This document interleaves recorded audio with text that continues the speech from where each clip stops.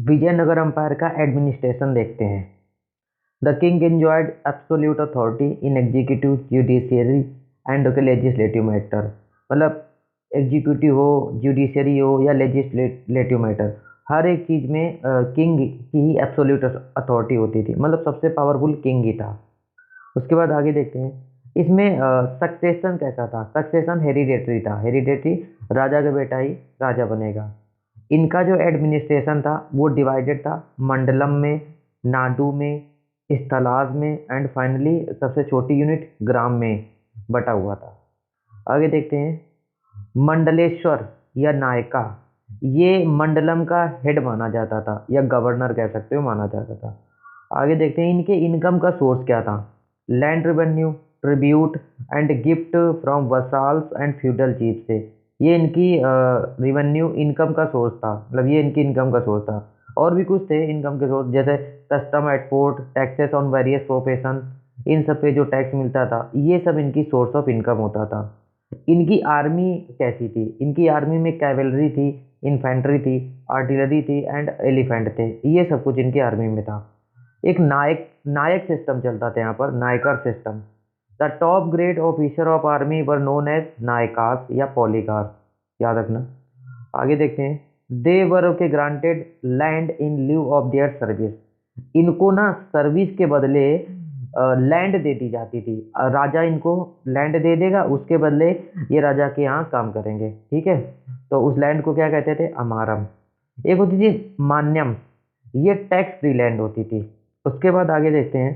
The body of 12 functionaries known as Ayangar, ये village का administration देखते थे। विलेज में जो भी अपना अफेयर्स, जो भी मैटर चल रहा है, जो भी काम वगैरह देखना है विलेज में, वो सभी आयंगार देखा करते थे। आगे देखते हैं। नेक्स्ट हेडिंग है socio economic condition. Vijayanagar empire में सोशियो इकोनॉमिक कंडीशन देखते हैं वो कैसी थी। हमने देखा कि जो शुरू के संगम रूलर थे वो सैवाइट के फॉलोअर थे, लॉर्ड शिव को पूजा करते थे, और इनके जो विरूपक्षा थे वो फैमिली गॉड हुआ करते थे। ओवर द टाइम क्या हुआ, ये वैष्णवाइट हो गए, विष्णु को पूजने लगे, बट शिवा को पूजना इन्होंने बंद नहीं किया। उसके बाद आगे देखते हैं। द चीप कॉइन वॉज, इनके यहाँ सिक्के कौन से चलाए गए? जो गोल्ड कॉइन थे उनको कहते हैं वराहा या पगोड़ा कहा जाता था।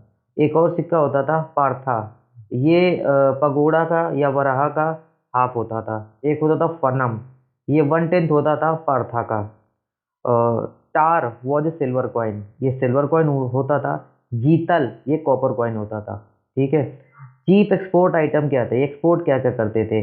Cotton, silk, spices, rice, salt Peter and sugar, इसको वो एक्सपोर्ट किया करते थे। इंपोर्ट क्या क्या करते थे ये लोग? Horses, pulse, copper, corals etcetera. Ship building industry भी इनके यहाँ अच्छा खासा डेवलप हो गई थी। मतलब शिप बनाना इनको बहुत अच्छे से आता था। पोजीशन ऑफ वीमेन कैसी थी? वीमेन ऑक्यूपाई ए हाई पोजीशन। वीमेन को इनके एम्पायर में काफ़ी अच्छी अच्छी पोजीशंस मिली।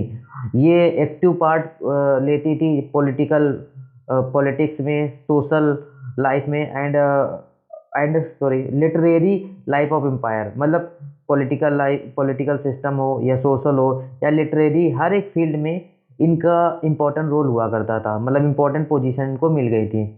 इवन वीमेन तो बैटल में भी जाया करती थी, ये भी अच्छी बात है उस समय की।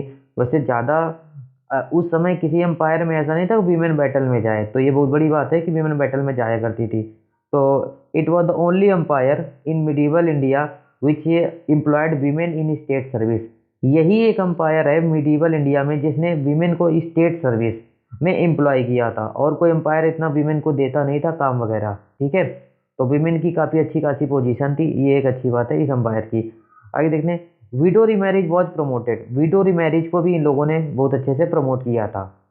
तो कल्चरल कंट्रीब्यूशन क्या है विजयनगर एम्पायर का?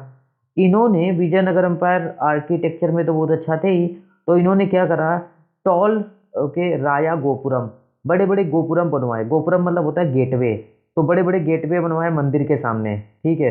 एक इन्होंने कल्याणा मंडप, कल्याणा मंडप बनवाया। मंडप क्या होता है? जहाँ पर वो प्रेयर करते हैं ना मंदिर के सामने। ठीक है, तो ये भी बनवाया मंदिर में, तो ये भी इनका कंट्रीब्यूशन रहेगा। आगे इन्होंने पिलर जो बनवाए थे उनमें ना कुछ कार्विंग करवा दी थी। उन कार्विंग में से जैसे हॉर्स वगैरह की कार्विंग ज़्यादा उसमें देखने को मिलेगी। ठीक है, कुछ इंपॉर्टेंट टेम्पल देख लेते हैं इनके समय के, जैसे विट्ठल स्वामी टेम्पल, हजारा राम स्वामी टेम्पल, ठीक है, स्टोन चैरियट एट हम्पी। ठीक है, तो ये उस समय की इम्पोर्टेंट मतलब इम्पोर्टेंट टेम्पल थे। ठीक है, एक्चुअली हम्पी इनकी कैपिटल हुआ करती थी, याद रखना। उसके बाद कुछ और टेम्पल हैं जो कांचीपुरम में है, वराधा राजा टेम्पल, ठीक है, एकम परनाथा टेम्पल, ठीक है, ये कांचीपुरम में टेम्पल है। इनके समय डिफरेंट लैंग्वेज प्रमोट हुई, Sanskrit language, Telugu language, Kannada language, ठीक है, तमिल लैंग्वेज। इस समय इनके इनके शासनकाल के समय ये लैंग्वेजें काफ़ी ज़्यादा प्रमोट हुई। कुछ फॉरेन ट्रेवलर हैं जो विजयनगर अंपायर में आए, उनके नाम देख लेते हैं। ठीक है, नेम ऑफ फॉरेन ट्रेवलर, कहाँ से आया और उस समय विजयनगर अंपायर का कौन राजा हुआ करता था। पहला, इब्न बतूता। इसकी फेमस बुक का नाम याद रखना है, इसकी फेमस बुक है रिहाला। ठीक है, ये मोरक्को से आया था। ठीक है, किसके समय आया था, हरिहरा वन के समय, उस समय राजा था हरिहरा वन।